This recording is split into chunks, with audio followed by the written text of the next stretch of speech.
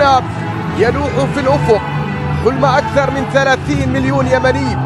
ففي اليمن ينظرون إلى هذه البطولة كما لو أنها كأس عالم بدأت، لأنهم يعولون على هذا المنتخب الناشئ والذي يمثل رمزية حلم كل اليمنيين، أن تتكئ عليه أحلام شعب يريد أن ترتسم عليه الفرحة التي غابت سنوات، أن يعود اليمن سعيدا ولو ل90 دقيقة. هنا ترى في عيون هذا الجيل ملامح ذلك الكهل المرهق هناك في صنعاء، وتلك الأمة الصبورة في عدن ترى أحلام شباب تعز وآمال أطفال الحديدة يعبرون عن أماني أهل حضرموت وأبين وريمة ومارب، ويستشعرون مشاعر أهل الصعدة والضالع وإب وحجة والمهرة، يحملون في قلوبهم أمنيات أهل المحويت والجوف وذمار وشبوة.